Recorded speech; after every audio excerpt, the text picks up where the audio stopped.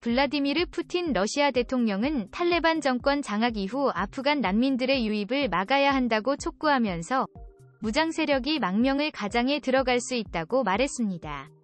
그는 우리 서구의 파트너들은 미국이나 다른 나라로 비자를 받기 전에 중앙아시아 국가에 난민을 배치하는 문제를 끈질기게 제기하고 있습니다. 하지만 이 난민들 중에 누가 있을까요?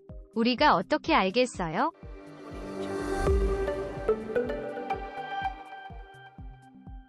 푸틴은 수십만 혹은 수백만 명의 사람들이 아프가니스탄에서 도망치고 싶어 할 것이라고 추정했습니다. 그는 난민을 의장하고 이곳에 나타난 무장 세력은 받아들이지 않을 것이라고 말했습니다. 그에 따르면 중앙아시아에 있는 몇몇 옛 소련 공화국들은 아프가니스탄과 러시아와 국경을 접하고 있으며 난민을 가장한 무장 세력이 아프가니스탄에 도착할 수 있도록 허용하고 있습니다. 드미트리 지르노프 아프가니스탄 주재 러시아 대사 푸틴 외에도 러시아의 공식적인 접근을 보여주기 위해 아프가니스탄의 최근 상황에 대해 언급했습니다. 그는 탈리반의 정권 장악 이후 며칠 동안 행한 행동을 칭찬하며 강경파에 대한 대안이 없었고 저항은 실패할 것이라고 말했습니다. 드미트리 지르노프 대사의 발언은 러시아가 1989년 소련이 마지막 군대를 철수시키기 전에 탈레반과 이미 잘 수립된 관계를 심화시키려는 노력을 반영하고 있으며 탈레반을 러시아가 통제하려 했지만 실패한 합법적인 통치자로 인정하는 데 그치지 않고 있습니다. 러시아는 아프가니스탄의 불안정이 구소련의 일부인 중앙아시아로 번지지 않도록 하고 이 지역이 다른 무장단체의 발사대가 되지 않기를 바라고 있습니다. 지르노프는 우리는 현실을 외면할 수 없습니다. 탈레반이 실질적인 권위자입니다. 아프가니스탄에는 탈레반에 대한 대안이 없습니다. 그러나 1980년대 아프가니스탄 반소련 저항 세력의 주요 지도자 중 한 명인 아흐마드 샤 마수드의 아들은 카불 북쪽 판지르 계곡에 있는 자신의 거점으로부터 탈레반에 대항할 것을 약속했습니다. 또한 아무라 살레 아프간 제1부통령도 아슈라프 가니 대통령이 도주한 후 아프가니스탄에 있으며 합법적인 임시 대통령이라고 말했습니다. 지르노프는 살레의 선언이 헌법을 위반했으며 판지시르에 근거한 탈레반 저항 시도는 불운했다고 말했습니다. 지르노프는 또한 아프가니스탄에서 탈출하려는 모든 아프간인들이 탈레반 때문에 그렇게 하고 있다는 생각에 의문을 제기했습니다. 많은 사람들이 지금 이 상황을 서구의 새로운 삶으로 가는 가능한 티켓으로 보고 있으며 이것은 탈레반과 관련이 없을 수도 있습니다라고 그는 혼란스러운 탈출에 대해 말했습니다. 페트르 코즐로프와 안나 린다는 아프가니스탄에 대한 러시아의 태도에 대한 기사를 썼어요.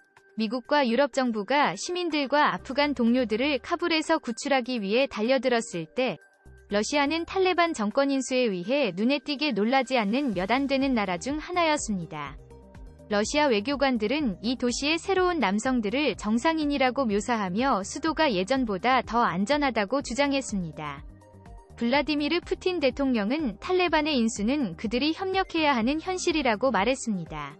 많은 러시아인들이 1980년대 카불의 공산주의 정부를 지원했던 것을 기억하는 것은 아프가니스탄에서의 9년간의 비참한 전쟁과는 전혀 다른 일입니다.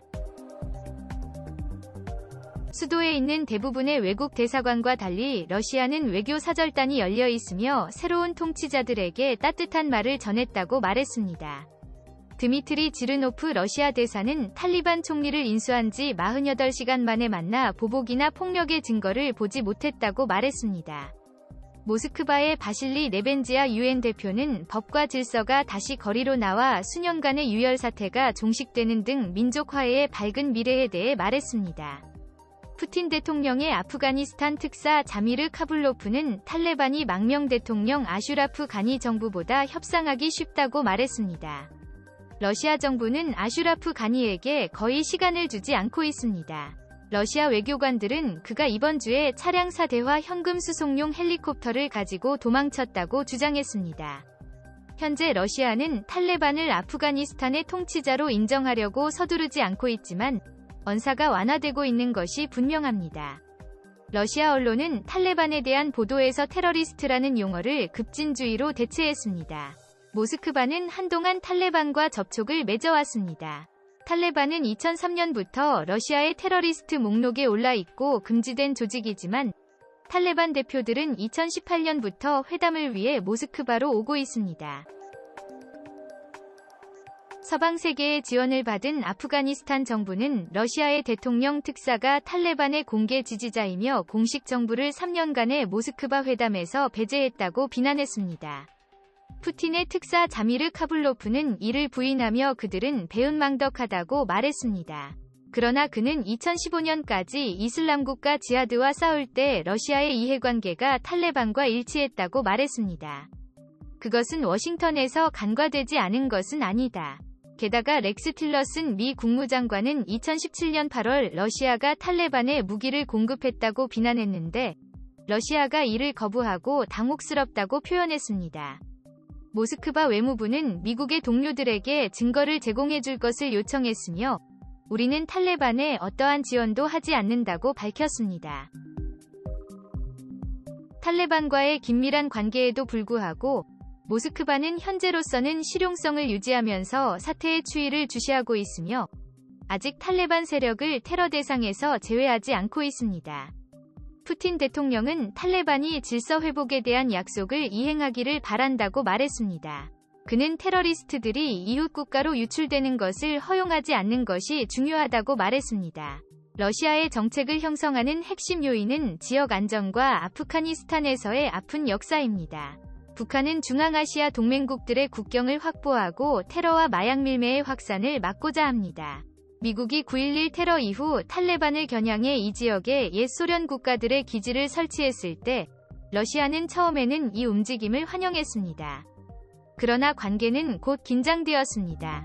러시아는 이달 초 우즈베키스탄과 타지키스탄에서 군사훈련을 실시했는데 그중 일부는 모스크바의 군사동맹국인 중앙아시아 국가들을 안심시키기 위한 것입니다.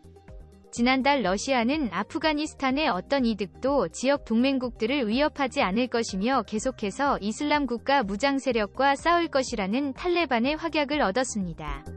러시아는 아프간 파병에는 관심이 없으며 그 이유를 쉽게 알 수 있다고 강조했습니다. 많은 이들이 1980년대 소련 말기에는 피비린내 나는 전쟁을 벌였습니다.